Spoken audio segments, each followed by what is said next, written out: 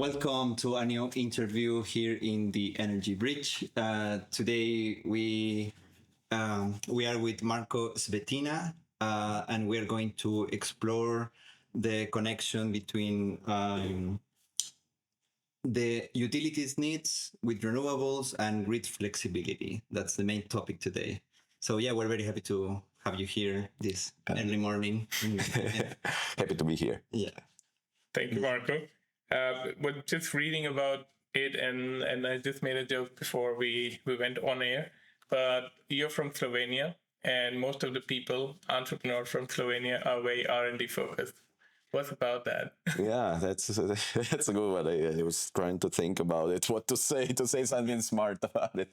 But in principle, I think technical education is actually really strong. Or there's technical schools, so school for electrical engineering or for computer engineering, so on, the mathematics, whatever, right? So they're very strong. And I think also in the in many cases, there were a lot of companies which were supporting the industries in let's say Germany, Austria, Italy, whatever, right? I think technical knowledge is quite strongly present in Slovenia. Yeah, you are known for IT or tech, kind of. Yeah, I think so. In comparison to maybe some other countries which might be more financial or more let's say promotional stuff, yeah, I'd say Slovenia is definitely one of the technical ones. Yeah. Cool. So yeah, to start, you are coming from a business background and you got into energy sector. So if you can tell us, how was the journey? Sure. I mean, I can briefly describe how it all got started, right? So I was actually working. I was in the US. This was early 2000s. Then we was working for a Swiss company there. We were promoting some industrial grade mixing equipment. I started the company there, and after the change of management, came back to Europe, and there so back to Slovenia actually, and I was looking. So there was a company which was looking for a sales manager. Right, so the sales manager, and this was a spin-off from a technical institute of Josef Stefan. Mm-hmm. And I applied. I think did some tests, and it all went well. So they selected me, and they actually had a bit of a unique problem, right? So because their market pretty much collapsed, right? Their I would say, biggest focus was basically energy management for the large industrial customers. Mm-hmm. Big consumers like steel mills, big aluminum smelters, stuff like that, right? So what they did, or before, let's say in the late 90s, early 2000s, the energy bill or the electricity bill was basically had a part of the energy, obviously, and of the grid. Mm-hmm. And on the grid side, the peak consumption was really heavily penalized. Like peak demands. Peak demand, yeah. So if you could reduce the peak demand inside of a 15-minute interval, you could basically make a lot of money, right? Yeah, you said that they were projects with a payback of months. This was months. Yeah. So in principle, all the large consumers, had to have something like that. That's a peak shaving. It's peak shaving, yes. And the company did a really good system, fully optimized system, which basically looked at the projection of the peak demand inside of each interval, and basically based on projection made some changes, either switch off some loads or turn off generation, whatever.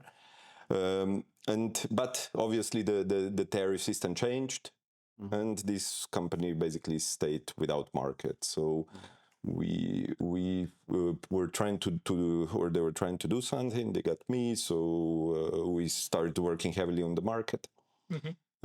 And transformed a bit the focus, right? Part was industrial automation, but on the other side, we started working also, or we started thinking of what if we combined all of these systems together, right? So you have a lot of these peak shaving systems. If you combine them together, you get some meaningful load, right? On a national scale, pretty much, right?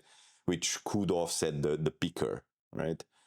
So that was we did some European supported projects. It ran great. Also the company picked up. They appointed me CEO. This was 2008. And we were starting to transform, or trying to transform that company really into the direction of, becoming more or less an energy related company, going more to the energy sector, not industrial. That proved a bit risky for the owners, right? So they didn't decide for that. So at the end we split, and we created basically cyberGRID in Vienna, which was at that time also were some starts, or there were some really good companies already in the US doing that. So you brought the concept. Yeah, so we saw Enernoc was one of them that was really taking off. So we talked to the founders there a few times, also cooperating a bit more. But at the end, we just said, okay, let's go for it, because this seems to be really a good market. So we three colleagues, we made the company. Okay, just one small question for that. So you saw a business in energy sector for sure. So how was for you coming from a business language to go into energy language, which is more technical, maybe?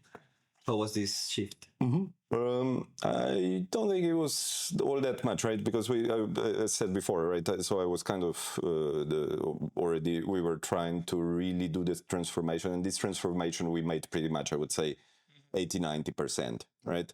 So already from trying to understand what the company does, what the assets are, and trying to transform it into something which is market ready. The only thing is at that time the owners there weren't ready for it, so that's fair enough. Get ready for something like cyberGRID? Not really, no. But that's I think we were definitely lucky that there was support and understanding also on one side from the European Union, right? On the other side also from some national programs. So we got the project called European Demand Response Center from FFG, and that basically kicked off cyberGRID, right? So maybe for the audience, what is cyberGRID? So cyberGRID was basically the first, or one of the first companies producing software for virtual power plants. And our major customers were large utilities. So we started, the first utility was Elektro Ljubljana, which was very advanced. So we started working with them 2011, 2012. So 2012, already marketing tertiary reserve at that time. So that was kind of unique at that point in time. Yeah. Yeah. So it's you're working, helping the utilities to balance the load with flexibility and demand response. That's the goal. Well, our idea was always, right? So we said, okay, we can do the technology, right? And the utilities, they have a lot of customers already. All right. So we said, okay, why double the efforts and go after the same customers? Because utilities already have this customer base. Which in the beginning worked really, really well. I think, especially, this was a set, right? So we started with Elektro Ljubljana on some. We had at the old power plant. We had a big room, a few rooms for ourselves, right? So this was basically part of a museum. So they had the old metering equipment there, so they painted it really nice for us. It looked really super, right? So you had an office inside of Elektro Ljubljana, yeah. Oh. Yeah. So and then because we got quite some attention, I would say, on the market. So SAP was at that time our really big supporter. So we went to all of the events together with them, promoting also their HANA in-memory computing together with virtual power plant. That was a big part of our, I would say, success at that point. and Partnership. a partnership with them, right? Because they saw us as really on the side where we could use or make use of real-time data, and they on the other side were trying to implement the HANA system. So that kind of was a very good match. On the other side, I think a lot of utilities were just looking what's going on here, right? So we were pretty lucky, so got visits from basically all the major European utilities. We started working for EDF, for Vattenfall. We had after that we also got contract from GDF, Suez, Electrabel, and so on. So and as said, so the first commercial project started, I think, January 1st, 2012 already. Which was, I think, pretty much the first virtual power plant. And it was also a bit lucky, right? Because as you said about Slovenia, right? Slovenia is luckily very small, right? So everybody pretty much knows everybody. Yeah. So they kind of trusted us, and we could basically persuade also the TSO, the utility, because it was completely new, right? So that we can also supply power in the same way than the picker or the industrial picker can, obviously with a significantly lower cost. Okay, nice. You want to go? Yeah, I just wanted to understand like so you were three founders and you started the company in Slovenia. No, we actually started the company in Vienna, in Austria, and the decision for that was so. From the entrepreneurial point of view, it's pretty important how to get the financing. Mm-hmm. So, and financing at that time for Slovenia wasn't all that much developed, right? Also, Austria, I think, we didn't know at the time, but obviously it was way better than it was in Slovenia at the time. But for us, I think we just decided we went for Austria, and we didn't know really. Yeah. So we went for Austria. One of our colleagues is Austrian, so we set up an office in Vienna. Okay. And after that, you got a project together with the utility in Ljubljana. We got the project, yes. We got the project with utility. This was the first commercial project, but as said before, even before that, we started with the Austrian FFG project, European Demand Response Center. So and that were the early starts, and then after couple of years, Toshiba already came and they acquired 76% of the share. And we already were talking about it previously, but what was so attractive? Because even currently, the VPP has not been integrated by all the utilities properly. But 10, even 12 years ago, what was the hook that they wanted to know about it, or it was so novel that was attracting all those utilities? I think it was always in technology part, right? You have basically it's an S curve, right? So you have the early adopters, then it's a big jump, and then you have the late adopters, right? So right now probably there are some late adopters that don't have it. But in principle, I think the demand responses, or let's say virtual power plant, kind of competes with the core business of the utilities. Mm-hmm. Right, so because the core business pretty much is producing energy, then through a distribution company or transmission distribution company distribute to the end customer, right? So and here basically the idea is obviously that the consumption, or let's say the distributed generation part, also contributes to the stability of the overall system and tries to counter the imbalances, and that is, I would say, not natural for most of the large utilities, right? So they do some demo programs, they even support some programs, but at the end they don't really scale it up. Mm-hmm. And that's just the nature of their business, right? So we are seeing obviously the design even of the market, design of the overall system is kind of designed in that way, right? So even I think at 2010, already late 2010, we put together, we're the founding member of Smart Energy Coalition at that time, so this is Smart 10 now. It's a kind of a lobbying institution inside of the EU, which basically had to go and basically implement the rules into the grid code, into the, there was a bunch of laws which were adapted in the last 10, 15 years, where they had to allow basically incumbents like us, right? Or basically newcomers to participate in all of the markets on somewhat level playing ground. And this has just been, I think, a major breakthrough was obviously the introduction of Picasso rules, Picasso Mari, which actually happened, the big boom or whatever happened last year. Just you mentioned the early adopters in this adoption curve. How did you convince the first utility in Ljubljana to try to use virtual power plants? I think we had relatively good relations with them from the beginning, right? So we had, as said before, right, Slovenia is relatively small. So there was personal trust that we could pull it off. But the utilities had also, so I think each of the large utilities has several programs that are competing inside, development or, I would say the research, whatever you want to call it, programs. Because they invest a lot, right, in different novelties, different new approaches.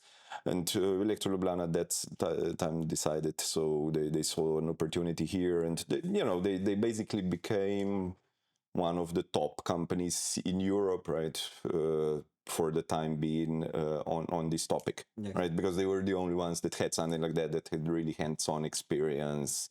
And at the end, it was really also a relatively cheap project, right? Because there is no big infrastructure. No, but you don't have infrastructure investment pretty much, right? Besides the servers and know-how algorithm stuff like that. So that I think all contributed. Okay, how have you seen the evolution of these kind of solutions? At the end, is to solve demand response to descongest the grid. So how have you seen the evolution in the last years, and what is the current technology status for demand response? I think, I'm not sure if I'm following all the developments right now, right? Because I exited the company, I sold the company first, maybe just as a background, I sold the company then to Toshiba. We became Global Demand Response Center for Toshiba Group. 2013, then Toshiba pulled out of Europe 2014-15, so we basically acquired the company back. And then we resold the company 2022 to EVN. But the basically what I think is there was a lot of incumbents coming to the market in the latest years, some with more expertise, some with less. And the market basically went, so before in the beginning it was kind of very entrepreneurial, everybody knew everyone, right? So there was a guy in UK, Kiwi Power, Yoao, and there was a guy in Germany, in Telios was the company, and there was us. It was the three of us, right? So then this was 2010, and then right now I think you have hundreds of players trying to do something in different segments, so industrial, home, demand response, whatever, right? Yeah. We were talking that another solution for demand response, it's these aggregators that they are now, and they have customers, and they can interact with them, and then to make or to give them recommendations to turn on or to increase the demand in certain moments. So we were just talking before camera that there are companies in Europe making that, and there is one in Austria. How do you see this aggregation solution? I think there's a bunch of them in Austria right now. So, but I think it depends really which markets you're targeting, right? So if you're going onto the home type demand response, or if you're going especially to the energy markets, you're working more on a larger base and you're working more on recommendations. Okay. if you're doing really grid support or ancillary services, you basically are targeting a bit bigger loads. Typically, you try to do fully optimized systems. This is one of these segmentation, right, that happened. So. And as said, so most of the large utilities now have their programs already in place. So that's on the utility side. So, but I think for at least for us, what I see is that the system is opening up to the new players also on the, I would say, not just on the technical side. So not just on the technical. So is also what we're trying to do now, right? Is moving more to become a more wholesome player, right? Which means also to have assets that bring to the. Well, on that note, we move forward. Just want to ask you one entrepreneurial question. So you got to you sold your company twice, and you were associated with CyberGRID till 2022. Yes, I was still advising until 2023, kind of this, the post. How was the experience? Because, I mean, working on something you own for over 10 years and then not working on it anymore and then selling it off, how was the experience? Well, for me personally, I think obviously great, right? Because the company is still working great now, so they are part of the big utility, so happy about that. But obviously, it's also a change, right? So even after I didn't work for an employer basically since I think 2010, right?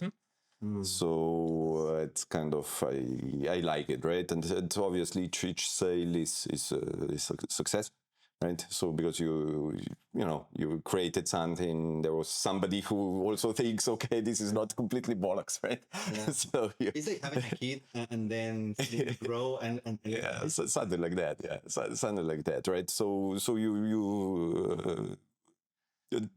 I think the only question is, how many ideas, how many things you have to develop still, right? So and there are some things which you obviously would like to change, right? Some things which you liked, and you get a network. Yeah, and well, with that entrepreneurial spirit, you sold, but you started something new immediately, right? So you saw a gap. Well, I think the biggest or the thing as we worked also with large utilities, right? Is we saw that basically pretty much the large utilities don't have the interest to work. I mean, in principle, they would still like to be where they were like 20, 30 years ago, right? They did have to adapt a little bit, right, to all the rules that come from European Commission, right? But at the end, they are still they're still pretty much living in the world where they own everything. Yeah, well, they own the whole thing, right? Business pretty much. Yeah, business as usual. Yeah. So the all these small players are pretty much Small.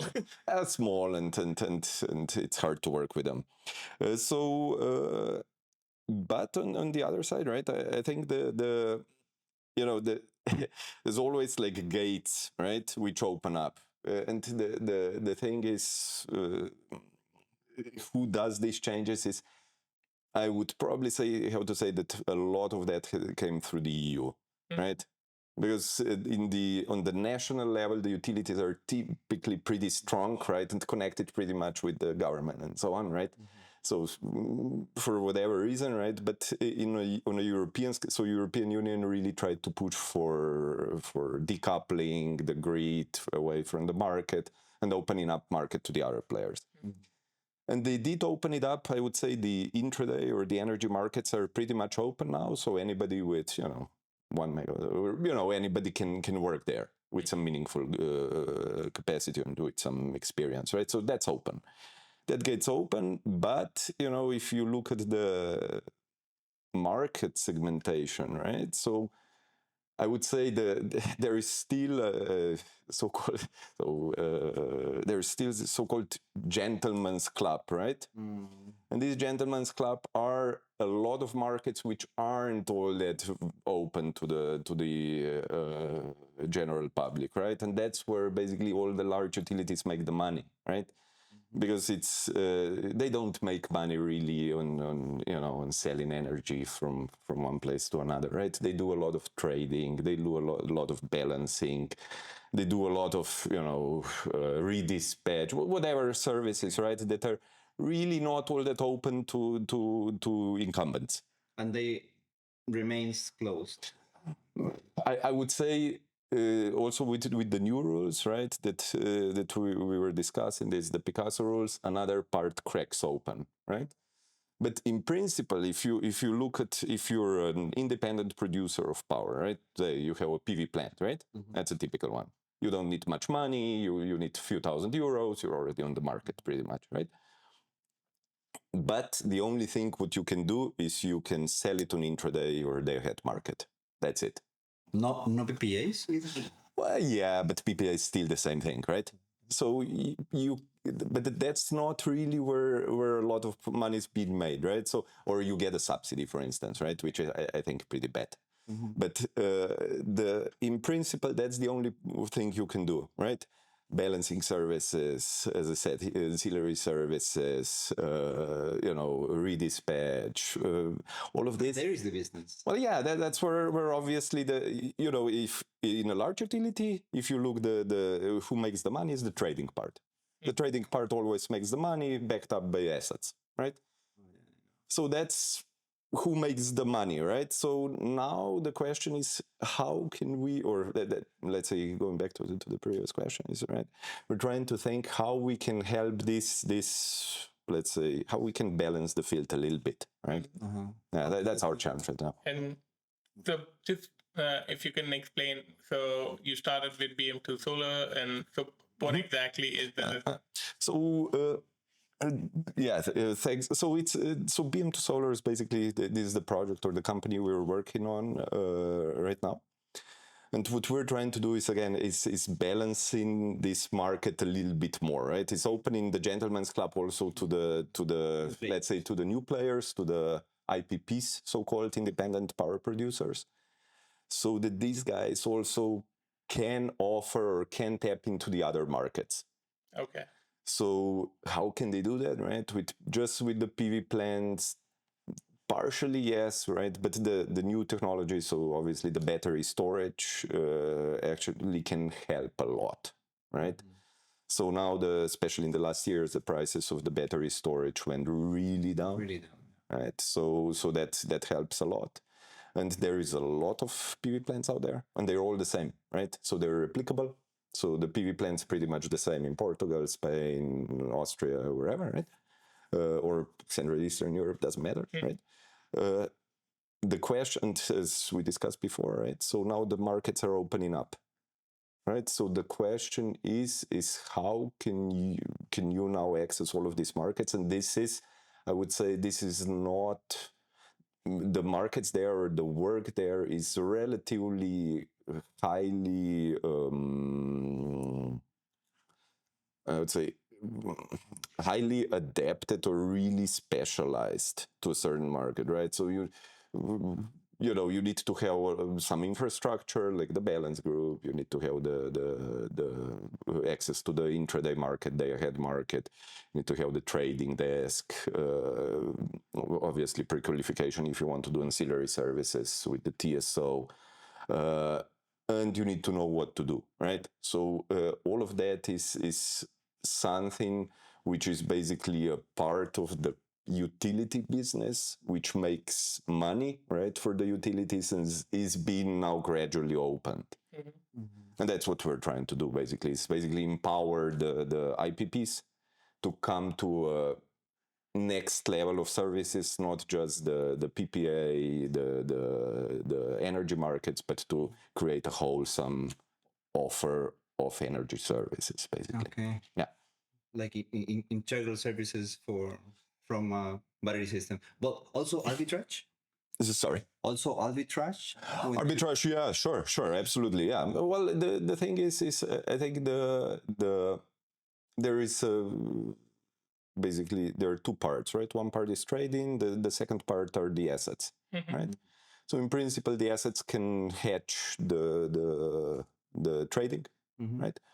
but that's part of the trading. But as said, also you can do the all the services as said before, right? So I think especially in the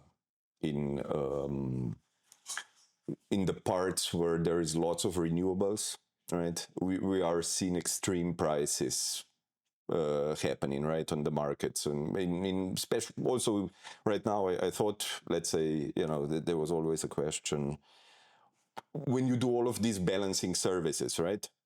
Will these extreme events, they won't happen anymore, so nobody makes any money anymore, right? So it's at the beginning, it's like cannibalism. Yeah, right. At the beginning. But we're way off of that, right? If you looked at, because we're monitoring the prices quite a bit, obviously, and the let's say just the extent of extreme events has grown dramatically, actually. So you have a lot of prices in the 10,000s of euros per megawatt hour. Right, negative also, and negative as well, right? So that's something that is I think bringing in the dynamics, and it's lucrative, definitely. And these are the markets, as said before. If you have just a typical PV plant, you can't do anything there. Yeah, and what are you doing in your other company that you are part of, the Fifth Volt? Okay, it's actually like that. That Fifth Volt is a kind of a holding company. It has shares in BM2 Solar, right? But in principle, most of my work is BM2 Solar right now, or pretty much everything.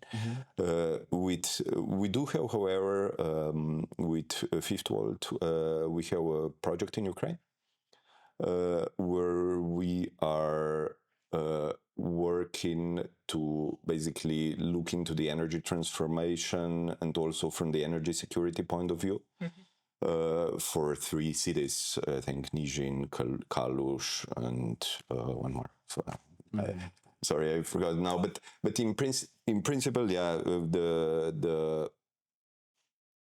I think this transformation which we were discussing about. So also this, the war in Ukraine was a major shift, I think, also in the European thinking, right? And we are seeing that the large infrastructure energy projects are really vulnerable. Yeah. Right. So you saw the Nord Stream gas line, or you see all the bombings that go on around the big power plants. So I think that is definitely one of the things which will, as said before, PV plants are really not worth destroying, right? Because they're so dispersed, and we saw that actually this is definitely a way to bring resilience to the system. And just so what exactly is the business model then, like for I mean, not just for the people who already have the plant, but also for you, that apart from getting them more access to the market, but. So I'll say it's twofold. If I finish off the Fifth Volt story, so I think with there we're looking into creating security in the energy supply and security of the balance, also balancing the grid, stuff like that, right? So the services. So as said, right? So Ukraine now really is under big pressure of transforming their energy system away from also, the energy, so also Russian gas and so on. But like to decarbonize faster? Decarbonize faster, but bring it to a level that is sustainable and that is also, let's say, manageable, and it's relatively distributed, right? So that on the city level, you can already see that there is some self-sufficient supply. But obviously, this is again the fastest, or one side is energy efficiency, but the biggest, or the I would say, probably one of the things in the future what we will see is renewables combined with storage. Yeah. Because this is distributed, it can also be grid forming. So this is one part of the thing, right? Is the security, and the second part is, as I mentioned before, right? So this is the thing that is basically competing with the traditional utilities model. right? There is a lot of I would say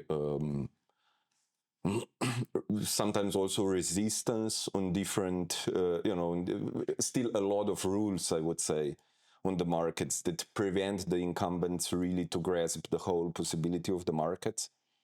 There's the rule of, I don't know, for instance, in Spain, you need to have 100 megawatts of power to be connected to the grid to be able to provide, I don't know, for instance, ancillary services, right? So grid tariffs sometimes are, the grid tariff for the storage systems are completely different, let's say, in Germany and then in Austria, right? So stuff like that, right? So these are the things that obviously the traditional systems are, I would say, still kind of opening it relatively or opening the markets in a bit slower pace, but the change is coming. Yeah, it's inevitable. And I think it's inevitable, and the sooner the companies grasp that, the better also for them. Yeah. Because it's going to be hard to control the market, or to keep all the system kind of really rigid for the next, I don't know, 50 years. and would you say there is an opportunity for the CEE region that now they are installing not PV alone, but they leapfrogged the only PV projects, and now they are starting with PV plus BESS, right? Yeah. So I think PV plus BESS is one of the things, right? But this is obviously the cost of kilowatt hour produced in such units is really compatible to, competitive to pretty much also intraday prices, anything, right? That's right now in the market. But I would say, in short, yes. So there are huge projects also in Bulgaria, Romania, right, where battery BESS. Also some closer, so to, let's say, Croatia, also Slovenia, Austria. So there's a lot of work there. But as said before, I think the major part which is adding to the movement is just the pricing. If you can, it doesn't cost much to run the sun, right? So that's how it is. So, and if also the batteries are, or most of the costs are connected to the technology behind it, and this technology, yes, they are obviously the global superpower. There is China. Which is to a certain extent, especially for can be risky, right? So that's. But in Europe, we have definitely a couple of suppliers, or at least a couple of suppliers of control or of the management equipment that can use let's say the cells from Asia. That can also, let's say, cover the security risk. But I think just the price point, right? So if you're looking at the PV panels, they cost now, if I buy it for the single home, glass variant with 2 glass parts, they cost like 60 euros or something a panel. So the cost of producing the energy is pretty much nothing, right? Or it's a few cents, right, per kilowatt hour.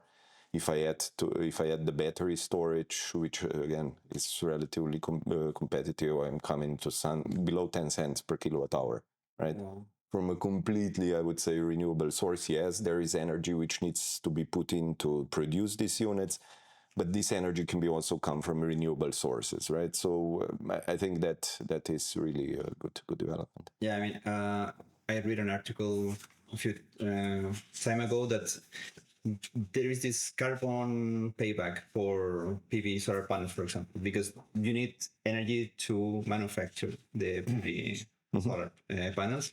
And it's like, depending where they are producing, because it relies on the source of the sun. Yeah. But it's like 4 or 5 years of carbon, because if they are manufactured in China, the energy matrix is mainly coal. So Yeah, that's exactly the point, right? So, but on the other side, right, they are investing huge amounts into renewables, right?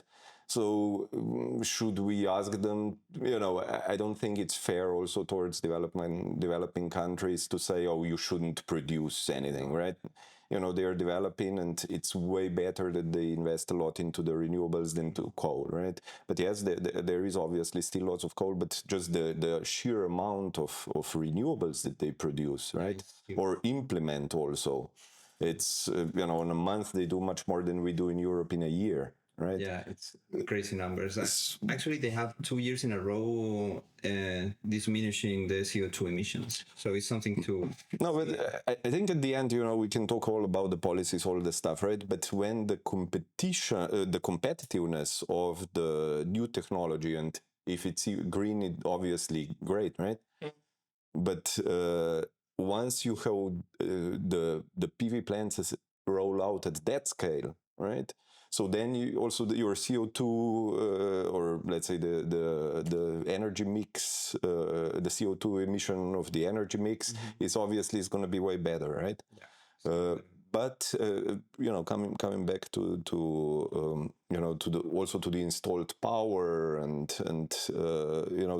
because at the end we are consuming energy all the year, right? So, but what we're ending up is to have the triple, quadruple amount of PV plant installed power on the grid, right? Which obviously means that if there is sun out there and maybe even some wind, we're going to have massive overproduction of energy, right? And then we can obviously, so because the PV plant's kind of, it has lots of power but no control. No control. So you can turn it off, right? So the stupid thing is obviously if you pay subsidies to still for that solar power to get to the grid, right? So what you need to do is to really manage it, right? Or try to cover some gaps, try to do something more, right? So, and that's I think that's why I think this combination battery storage is such a natural match. Yeah. Okay. Right. Just a small question. Yeah, go ahead. Because you said that you don't like much subsidies. Could you expand more why you are? Well, I think subsidies basically, I would say, distort the market itself, right? So in the beginning they're good, right, to start the business, like also the solar, right? But right now the solar does not need subsidies, right? They should not get, because it's so much overproduction, right?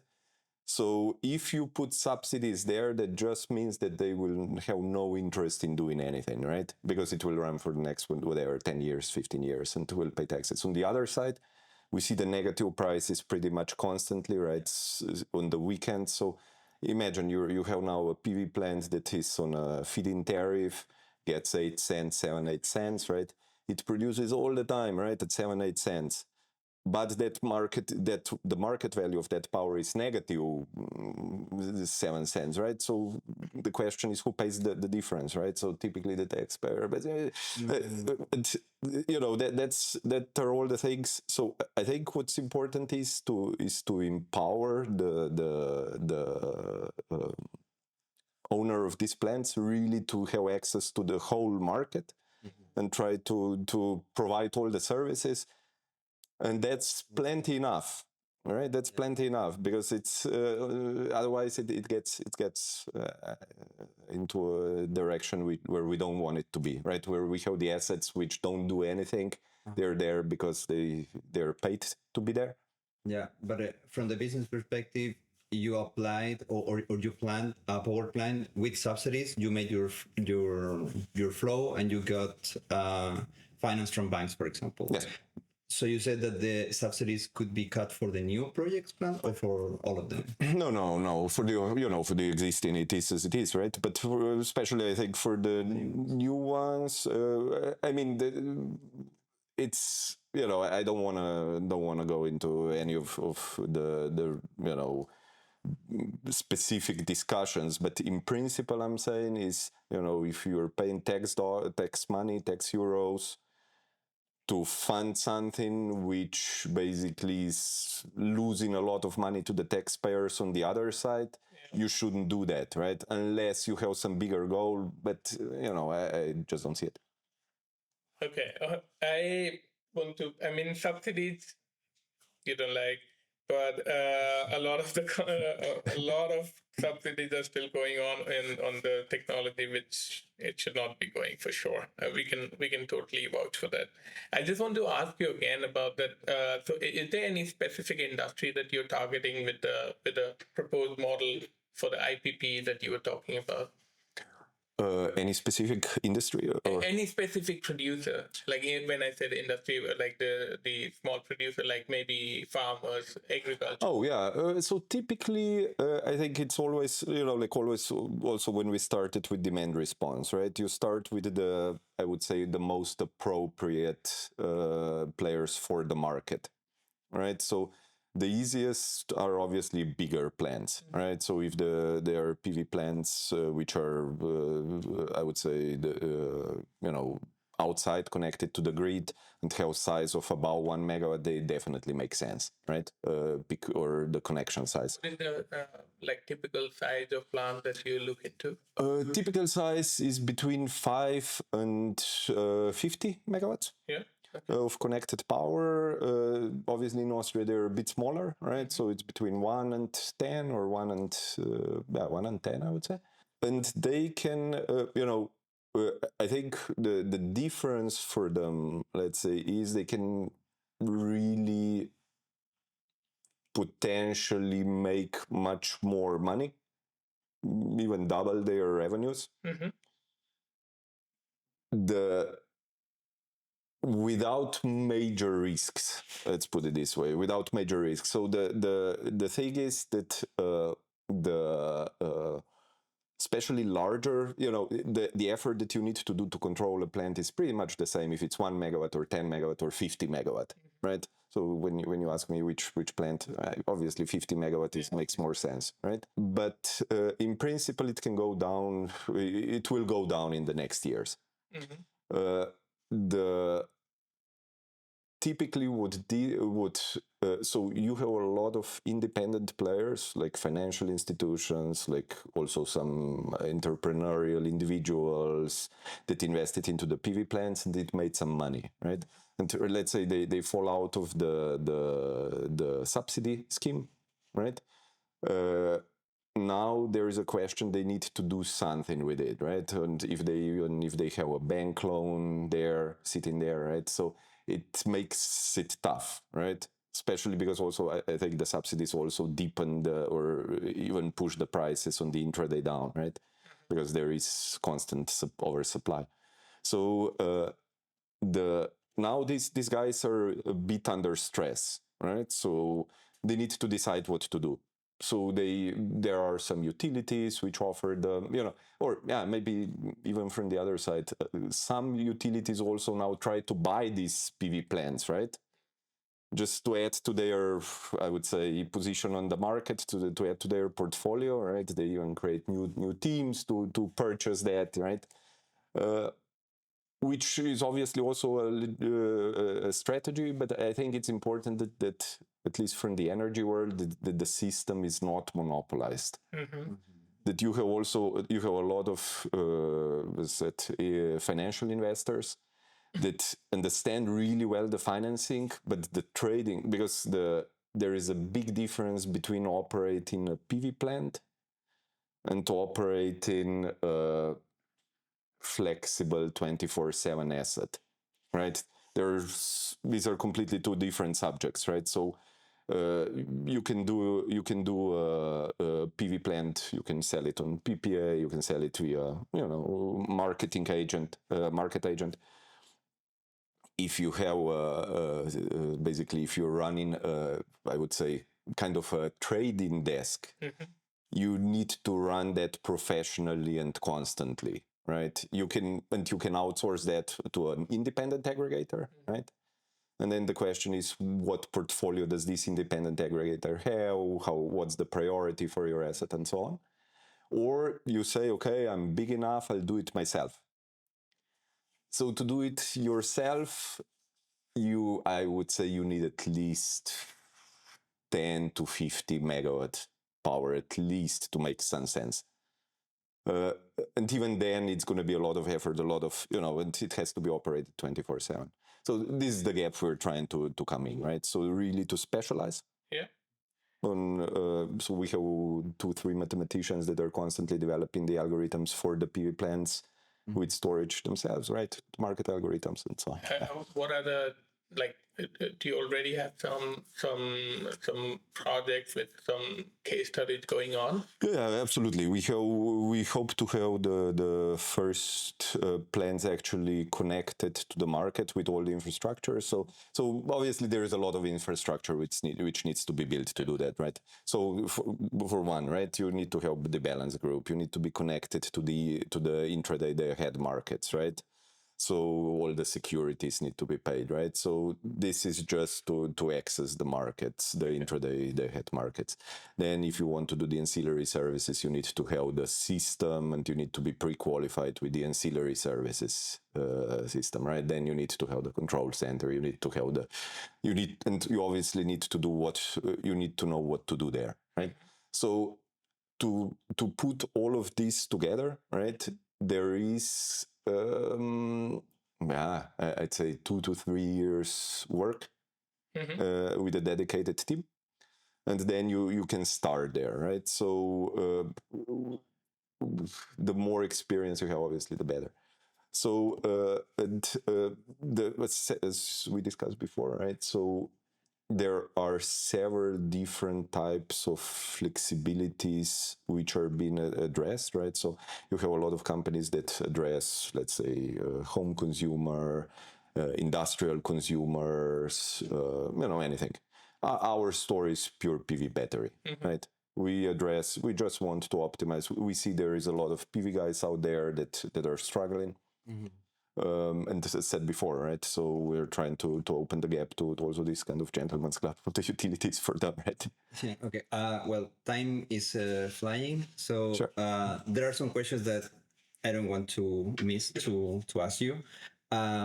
You are in the storage businesses now, okay, and it's a hot topic. What would you say that there are some permitting difficulties or barriers for the business? Because you mentioned one of them before the interview, the double fee tariffs for the grid. But which other challenges and obstacles do you see in the market? Yeah, it's a very good question. So it's a long, we could discuss about this for hours, right? That's why I want to listen. So in short, if we talk Austria, you have basically local, each land, right? Has its own kind of set of rules, its own set of grid connection. Federal. Yeah. So that obviously does not help into opening the market. That's one thing. But it's not a national rule. It's well, there are parts of the rules which are national, but each of the operators. How you call it, the land. So each of the regions, yeah, basically has its own set of rules, its own list, and so on. And that is one thing, right? But it is way better. It's gone way better, right? So a lot of these governments, local governments, are also fund to promote this local entrepreneurship and so on. So that does help. But I would say, we still have double taxation in Austria. Let's say if we so there are big gaps between countries, right? So if you get, let's say, part of a grid fee when reimbursed in Germany, or you get paid, you need to pay double. You basically pay the grid fee in Austria like you were a consumer, right? Even though so if you basically charge your battery and discharge it later, let's say I buy it from the intraday market today at 12 because there is an oversupply, and I want to resell it in the evening. Yeah. I'm going to pay the whole grid tariff fee as I was consuming the power. You pay when you're buying and selling. Yeah. No. When you're buying it, but when you're selling it again, right, the consumer will pay it again. So it's double tax tariff, but not for the same player. Yeah. Well, for the same energy, right? If there is excess of energy, right, and I will charge it at 12 o'clock, the battery, right? And because I want to store it and I want to help the system to balance itself out, right?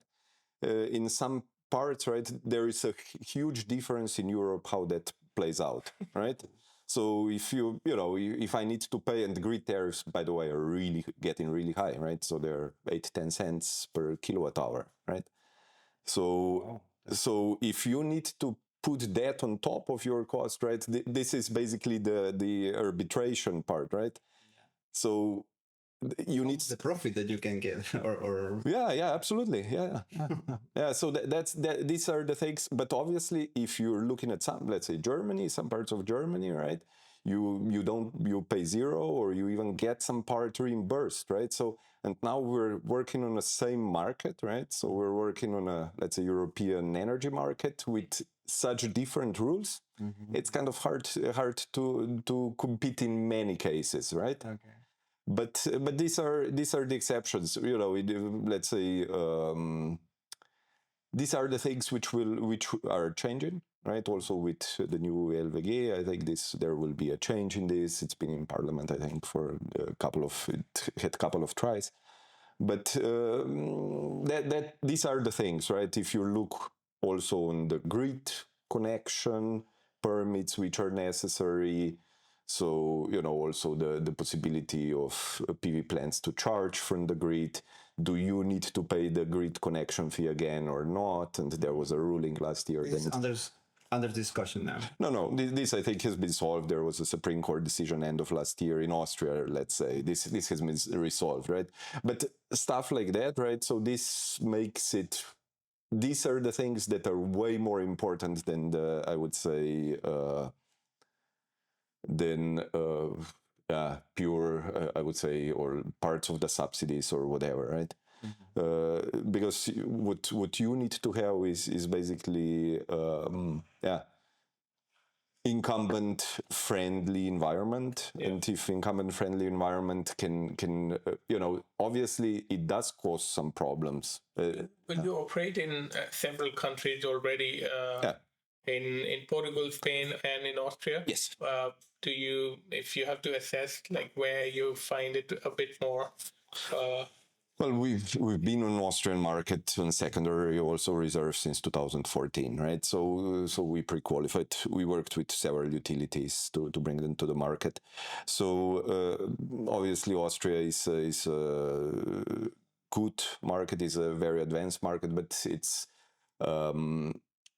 I would say the good part is the experience and also the help from the TSO and so on, right? But I would say the drawback are some rules which are really slow to change. So if we talk about really newcomers, so Spain and Portugal have been more new in this respect. So some rules have already been adapted there, but a lot of parts are still missing. So, but that's like as I said. So in Spain there is a rule for 100 megawatt to start the production. It makes no sense. Why? Yeah. Well, I think they had 200 megawatt in a control zone, they call it, right? It's because obviously the TSO, it's a bit different system. It's again a long story. So it's a production-based system. It's a system where you basically, the TSO controls much more what's going on the grid. But in principle, it makes no sense. It's basically, it's if you can beat at 1 megawatt, in intervals or in 1 megawatt bits, and you need 100 to start with. Is there a European level framework to foster this? Or Yes, yeah, absolutely. That's the question is just the adoption, right? So that you have the European directive, and the European directive is being then implemented in the local legislation. Okay. So that's always how it happens, right? So European directive. So we worked a lot with the grid codes and with different directives, right? Energy directives. the question is how are these being adopted, and typically the rule is that the local implementation of the directive has to be at least, so the minimum criteria is the directive itself. Okay. But then can be some additional or a bit, let's say, even friendlier than that, right? But the way we see it is that obviously, the time to implement the directive is quite long, right? And also the variations of implementation are sometimes challenging. And that's to avoid the double tax tariff? For instance, yes. For instance, because in principle, all the players on the market should have kind of balance. Balance. Other decentralized objectives like energy communities, are they going to help you in your goals that you're trying to do? Yeah, absolutely. So I think here Austria has been a front runner, right? Yeah. So in the energy communities, I definitely, so this goes into what I was talking before, right? So this is you can either have large centralized producing units, producing and so on, right? Or you can have smaller units which are more take care of the local supply. Mm-hmm. I think the energy communities are definitely helping the latter ones, and that's also from security point of view, from cost, from grid point of view. It has many benefits. We are really looking forward to having you in the forum when we discuss this in more detail. Great. But again, going back to the entrepreneurship part, mm-hmm. You've been a serial entrepreneur, and how do you see the securing investment part for when you start something new for a new energy company? Can you tell us about BM2 Solar's journey so far as well? So with BM2 Solar, we're two partners. So Susana Quintana Plaza, so she's basically an expert there. So she's really good, and she was running basically the venture fund of Eon and also later Next 47 and so on. So I'm really lucky to have that part solved, right? But I would say investment into so if we look at the venture or in the seed financing stage, that is relatively good. What lacks, or there's also here in Austria, there are several programs which support that. This is in few hundreds of thousands of euros, right? Yeah. If we get into a more meaningful investments, right, there is pretty much desert, right? Mm-hmm. So to get some millions or to get, it's the question is the burning rate. So when you're starting the company, you have a fund and then you have the burning rate. So if the burning rate of the company is, you always want to have some kind of lifetime of, I would say, when it's 6 months, it's already pretty bad, right? So about 12 to 24 months mm-hmm. With the burn rate, because something can happen, whatever, right? So if you imagine you're getting 300,000 or 400, whatever, right? The typical seed investment, right? You can spend about 30K a month for 12 months, right? 30K a month. And we're trying to get the really smart guys together. We're trying to put some infrastructure together. It's peanuts, right? It's nothing. Yeah. So then if you're getting to a 60, 70, 80,000 euros, right? So then you need already 2 million, right?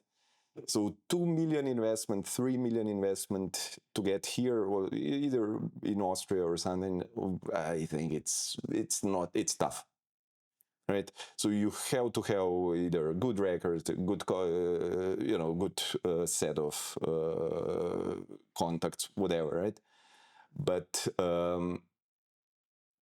to have a much more dynamic entrepreneurial point of view, I think, the taxation issue of like in the UK, they have a very favorable taxation policy towards investment into startups.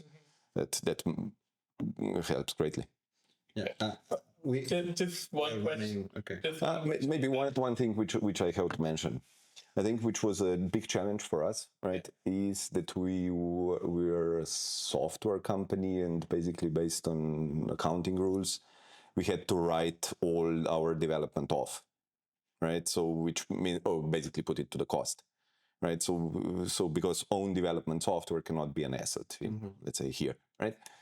So, and that basically was not a good thing for us, because if you run in a software company, we invested almost, I think, 15 million euros into the investment of into the development of software, and we had a balance sheet which was worse than Würstelstand.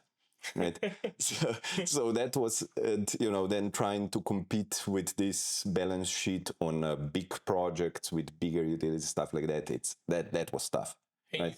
And you also mentioned that's like only one question over there, that about the burn rate and getting the smart people around. Is it difficult right now, and the market is tough with attracting the talent? Right now, I think not so much. Right now, I think attracting talent is better. That's because I think there is a bit of a downturn. I mean, correct me if I'm wrong, but I think there is a bit of downturn on the economy, and there is some talent around. Yeah. But in principle, yes. I mean, you if you want to get the talent together, they cost, right? And especially if you want to retain them. Yeah. And then with the burn rate, right? So then you need the obviously, if you're typically with each startup, you have some potential revenue, some projects you're targeting, and some you have a business plan, right? And if that business plan, if the project, I don't know, is delayed for a month or 2 months or whatever, right? And if that kills you, right, that's not a good thing, right? So you need to have some stability, because then also all the people that work for you will basically, they pursue you way too risky, right? And that again, because for a young guy, or especially or a young lady or whoever, right, who are making their families, they need to have at least some stability, and that's a tough one. Yeah. I mean, we had more questions in terms of entrepreneurship, but maybe closing and seeing in the future. I mean, we would love to have you again to go to address all the questions that we couldn't ask today. But thinking in the future for best business, how would you foster the hybridization of PV plants and add BESS on them? Would you use more stick measures or carrot?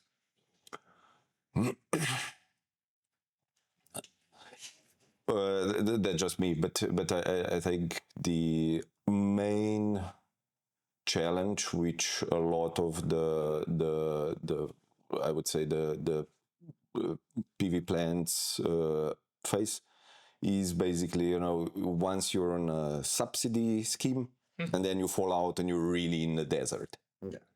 Right? So then the big challenge is, what do you do? Right? So you can either sell your PV plant to a utility, right? And the utility says, "But we package that one."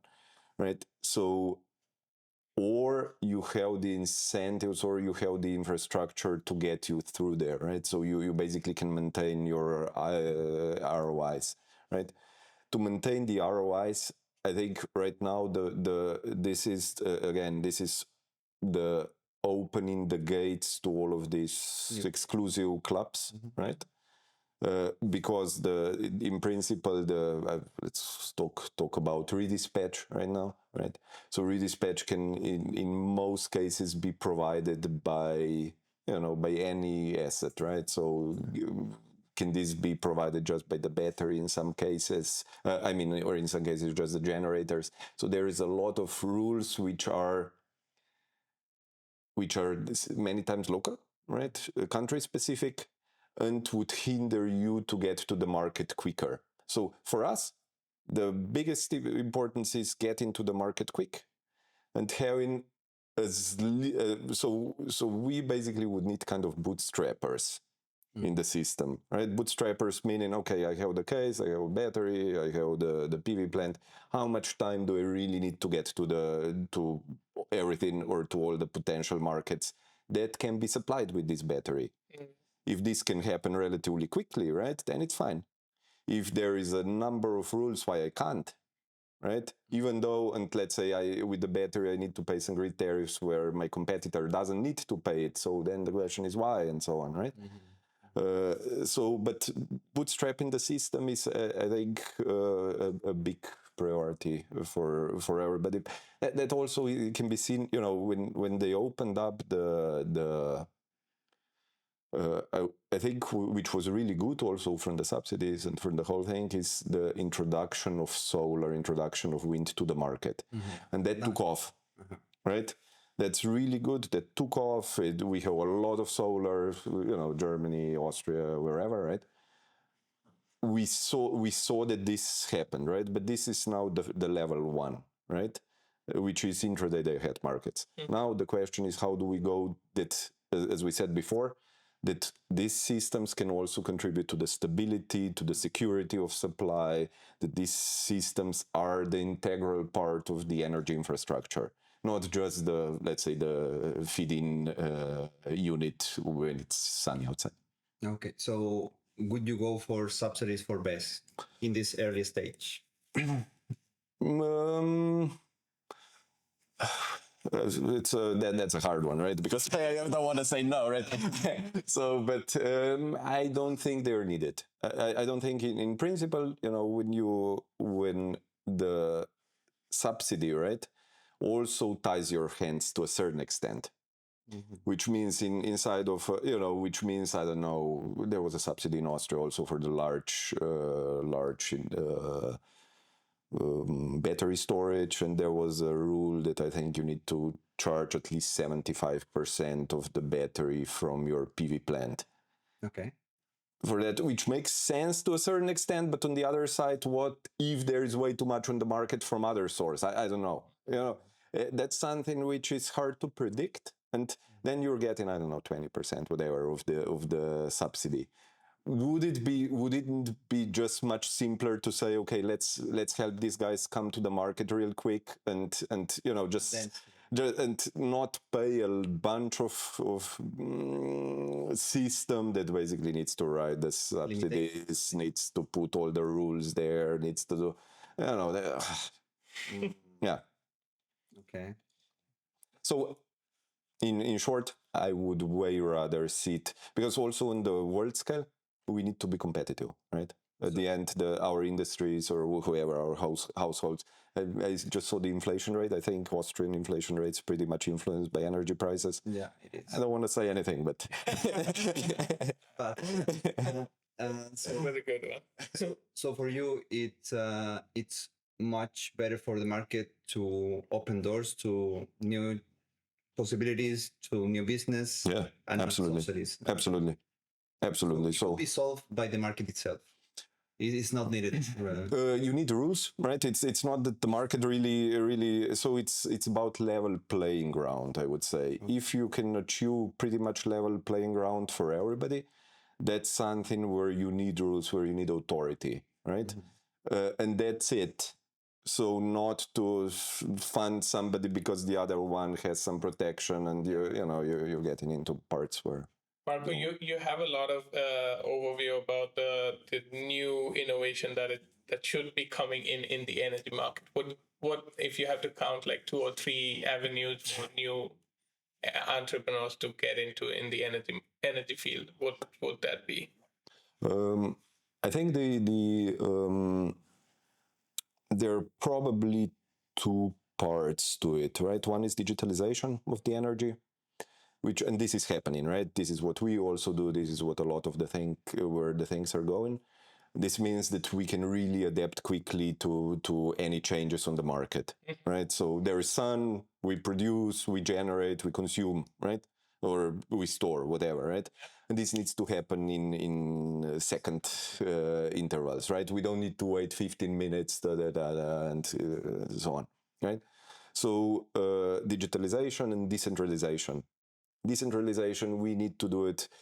Even, it's this. I think we are really being lucky to live in Europe or in this part of the world at this time.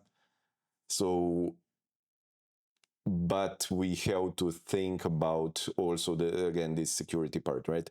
So the security part, meaning you need to have the possibility also, or at least to have a system that is somewhat can stabilize itself. More independent, resilient. More resilient, smaller units, distributed, grid forming technologies, stuff that can bring up the grid, and that will be a long process. Yeah, That's not something that will happen over the year. That's probably 20, 30 years. It has to have some strategic thinking behind it. Why is that important? I think it's set.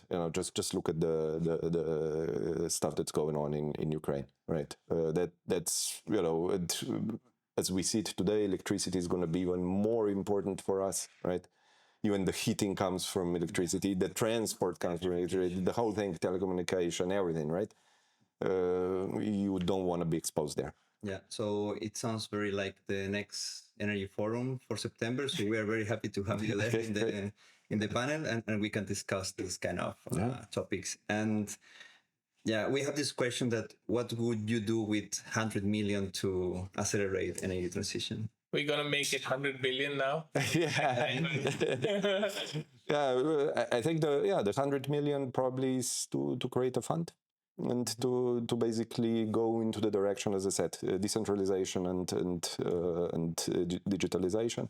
And these are the two things where I think we've been going into this direction anyway, right? The question is just how I would throw in definitely the 100 million to R&D, like in startups. Yeah, there are absolutely startups is one area. The second area is also the critical infrastructure, which we need to put in place. Also, just the storage itself, right? Okay. If we had so much more storage, I think that would definitely be something, because the paybacks there are relatively good, right? How much is a payback of a battery system? For a battery system right now, it's probably upper teens on the ROI. So it depends really where you are. So it can be. Yeah, exactly. But in years, just to. I would say if it's an optimal project, the payback can be probably between 2 and 4 years. Wow. Okay. Yeah, because they last 15 years. Well, it depends how you use them, right? So if you can use them, if you use them extensively, and I think the question is, where are we on the storage pricing? Okay. Because in 2 years, if you bought storage 2 years ago and today, you would be hardly competitive, right? Because the price went from 200 now to 60, 70 euros per kilowatt, or from 500, I don't know, right? So probably around 300. So it's way less than half of the cost for the storage itself. So how far this has something to do with the overcapacity, production overcapacity in China and so on. But I think right now is a relatively perfect storm for this kind of business. Yeah, amazing. Just on the closing question, what is your if you have to give one message to, because most of our community is also of the young people, so who are entering the field. So any words or any insights for them? I think definitely the energy markets or energy systems are becoming much cooler, right? to a certain extent. I don't want to say, I mean, especially because of Why treat the gentleman's club? Yeah, because you don't need to work for a huge company where you need to work for your boss, and maybe in 10 years you're gonna get promoted to another boss and so on, right? So you can basically, again, I think this is a really big thanks to the European Union and its efforts with all, the decentralization and also decoupling, which have been happening since, I don't know, 10, 15, 20 years. So it's, I think we're seeing really a lot of exciting startups also in Austria, also, Germany, a lot of companies here. So, we discussed before our talk, right? So we discussed these avatar guys, right? I really like those guys, right? Because this, you can, even if you're a consumer, right? You can already go and you can charge your car or whatever during the night or whenever you want to, right? So you can already kind of play a little bit with the system, right? Without anything, right? So these are the kind of companies, or let's say the communities, right? Which we addressed, right? So you get a bunch of communities, also some supported by banks, some supported by local players, where you can also source your power directly from PV or whatever, right? So this was also past government, I think, implemented that, right? So that was great as well, right? So a lot of guys, so all of this dynamics, and this, I would say, brings attention also Europe-wide, right? So now everybody from Europe starts looking at Austria. What have you guys done? Right? So I think this kind of stuff is exciting, right? So if we talk now also, AI, all of that stuff, right? Digitalization because in principle, it's not complicated, right? You have consumption and production. They need to. You can't. They need to be balanced. That's it, right? If your production starts playing crazy, right? Your consumption needs to do something, or you need to have some storage, right? So it's a simple thing, right? And then you have a lot of smart guys or smart girls trying to think what to do there, right? So that makes it exciting. Yeah, it's a good opportunity to start something also in the field. I mean, there are no players now. Absolutely, yeah, absolutely. So big scale, small scale, and the system is still open, right? So obviously you need resilience. I think the major obstacle still is probably the financing and some legislation, right? So there is a space to play still. I would say at least yes, but it's also a thing where you need to be dedicated. So there is lots of. So the playground has some rules, and you need to understand these rules, or at least to a certain extent that you can play there, right? It's kind of, they don't want to let you into the playground with, let's say financial markets are relatively, I would say, liberalized. 80% easier to get into, right? So to options, to all of this stuff, right? Energy markets, a lot of rules, a lot of physical constraints, right? Physical constraints, rules, and so on. But if you master them, right, there's a you can have your own set of tools. Yeah. Okay, amazing. Yeah, thank you, Marko. It's been a pleasure, and I think we could have just gone on for a couple of hours, but it was a pleasure. We cut it for now, but it's been a pleasure. Thank you very much for giving the time. Super. Thank you for coming. Thanks for the invite. Thank you to the community for watching the interview until the end. And we would love to have you again, maybe. I'm looking forward for seeing you in the next forum, in the panel, how the discussion is going. And see you in the next episode interview. Thanks, guys. Bye.